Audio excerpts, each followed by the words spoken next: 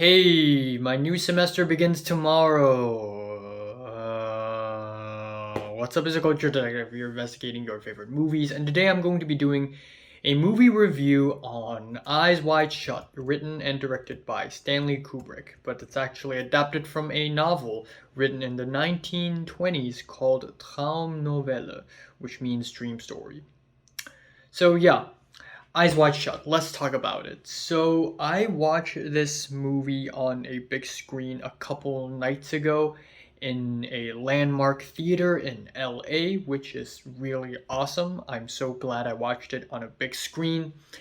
And so far, before watching Eyes Wide Shut, I have only seen four other Kubrick films. In order, it would be The Shining, The Killing, A Clockwork Orange, and then Barry Lyndon. And I loved all four. I particularly loved The Shining, obviously, but Barry Lyndon is also up there with The Shining as my favorite Kubrick films. So now I'm watching Eyes Wide Shut, literally Kubrick's last film.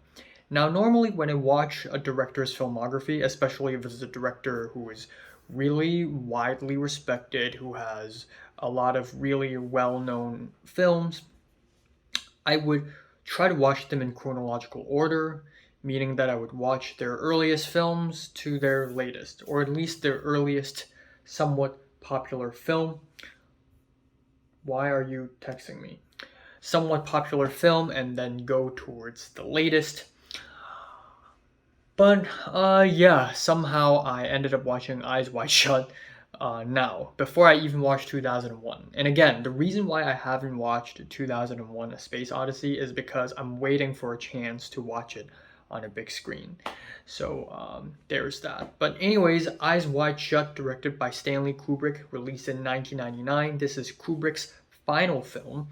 And the production of this film is a story in and of itself, just like many other Kubrick films, because Kubrick died a few days after the first cut of this film is premiered, so a lot of people actually consider Eyes Wide Shut to be unfinished and incomplete, because even though the film is cut, it's only the first cut, it's not the final cut. And usually for Kubrick's films, he would change the music and editing. Okay, why are you doing this to me? So yeah, where was I? Yes, Stanley Kubrick usually makes changes to his films even after the film is finished. And another thing is the production of this film itself. Roommates. So I'm gonna be quiet. This is going to be a quiet review. So yeah, usually the production of Kubrick films take a long time, and the filming of Eyes Wide Shut took 3 years.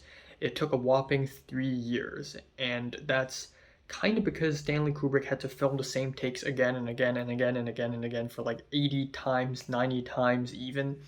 And this method had gotten a lot of fire for Stanley Kubrick, meaning that a lot of people really hated Kubrick for doing that, especially Harvey Keitel, who quit this film halfway through this film, and Sidney Pollack has to replace him as one of the actors of the film.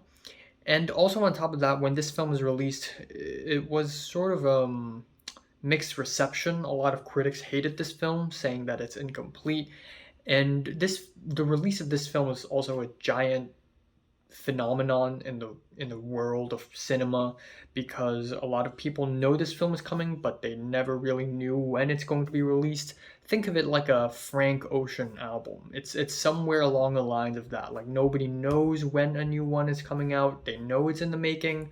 Actually, we don't even know if a new Frank Ocean album is in the making, but you get the idea. So anyways, Eyes Wide Shut. What is this film? This film is based off of Dream Story, an Austrian novel written in the 1920s that is basically about a guy and a woman, husband and wife. A husband and wife admitted to each other that they had, or at least the wife had mentioned that she has fantasized about being with other men. And so the guy, the husband, went down this rabbit hole, this psychological rabbit hole of infidelity and sex and everything like that. And that's basically the film. And first of all, watching this movie um, gives me the feeling that for a lot of the shots in this film, Kubrick's just wants to get the damn shot done. And a lot of the shots here are perfect, perfect camera movements. There are a lot of handheld shots that are absolutely beautiful. Handheld shots with a wide lens in an interior set always look freaking amazing. The production design, the gloomy blue lights shining through the windows, the Christmas lights, a lot of the shots look amazing. But at the same time, a lot of the shots just feel like a get the damn shot done. There aren't many fancy shots in this film, surprisingly. After watching The Shining and Barry Lyndon, I thought this film would also have, the fancy tracking shots and super fast zooms. But in Eyes Wide Shut, we didn't really get any of that. And that's pretty interesting. But even so, again, great cinematography, great lighting. I really love the music as well, which is interesting because apparently the scoring sessions are not even over when Kubrick had died. So that's pretty interesting. But the music worked really well in this film.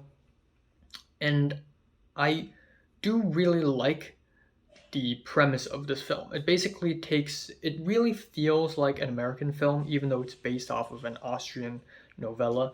It feels like an American film that is made in the 40s and 50s that really heavily discusses fidelity and infidelity and stuff like that. But this film, the story of this film, takes it to a whole new level and turn it into a psychological thriller, essentially.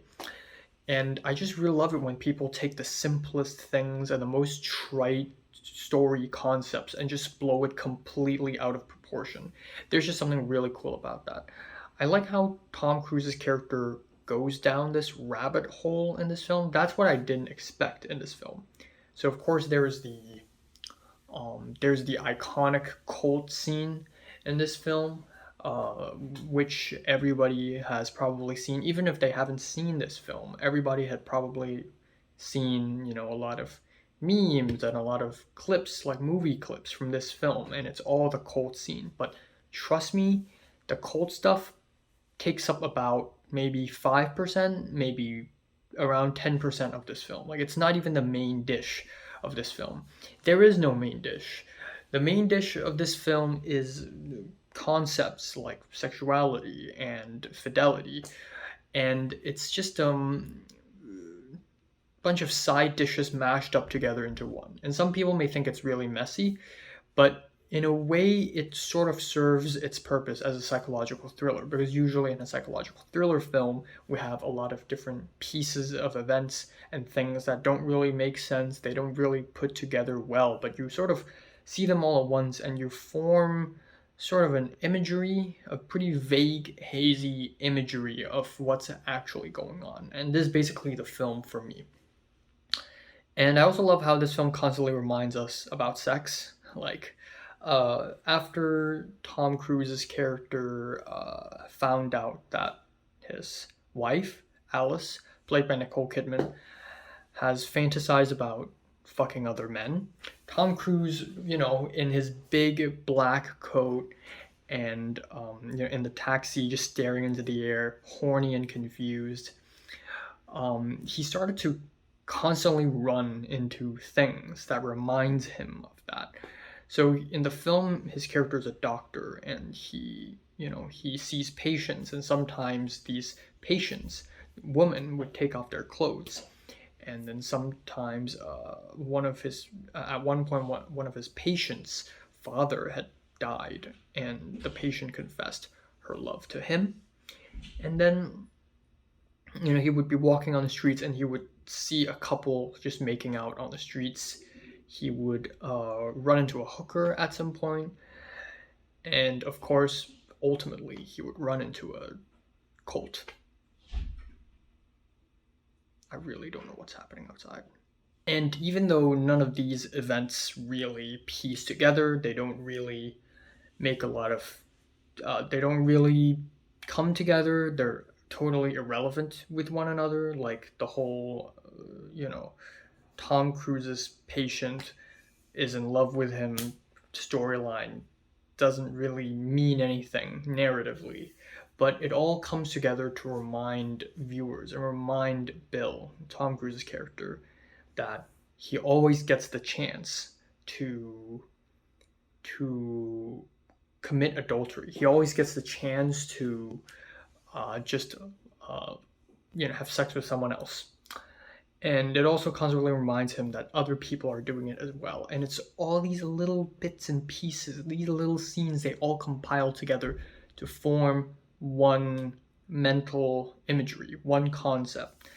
And I love movies like this. I just freaking love movies like this. In fact, it's really funny because for about the last few weeks or so, I've been rewriting a script that I wrote last year. And the script sort of touches on similar topics, and it's kind of psychological as well. And I plan to finish it by the end of January, but of course I didn't do that because I never finish my scripts by deadline. But watching Eyes Wide Shut really gave me a lot of inspiration, and Eyes Wide Shut is actually pretty tonally pretty similar to what I had in mind. So that was actually pretty awesome, actually. And again, seeing these small scenes come together really put us in Tom Cruise's shoes. There's also a good amount of humor in this film, surprisingly, as well. There are a lot of funny scenes that came out of nowhere. When I was watching in a big cinema, in a big theater, a lot of people laughed constantly, especially in the beginning of the film, for some reason. And when I watch movies alone, I usually don't laugh, even in funny scenes, because I just don't I'm not, I just don't get affected by funny haha moments usually. But in a big theater, it's a lot more effective, I guess. And I also like the ending scene. Literally nothing happens in the ending scene. And it's basically Nicole Kidman telling Tom Cruise, we should do something that we haven't done for a long time. And what is it? Fuck. And then the movie just ends. And again, it feels like Stanley Kubrick poking fun at this concept or having fun, but I also find it absolutely legendary that Stanley Kubrick's entire filmography, one of the greatest directors of all times, ends with fuck. And that's it. So pretty interesting note to end on the film. And again, maybe it's incomplete, and it probably is an incomplete film, but with what I can see so far, it's already really good. And it's also the kind of film that if you've watched it once, you haven't really watched it, and I've only watched it once. So this review isn't really an in-depth analysis or anything. It's just my first thoughts, first impressions. Of course, if I rewatch this film 3, 4, 5 times, I would have different takes on it. Maybe I'll like it more. But I enjoy it. I enjoy this film. I'm giving Eyes Wide Shut a 9 out of 10. So, have you watched Eyes Wide Shut? From 1 to 10, you rate it, like it, and subscribe if you want more. And thanks for watching.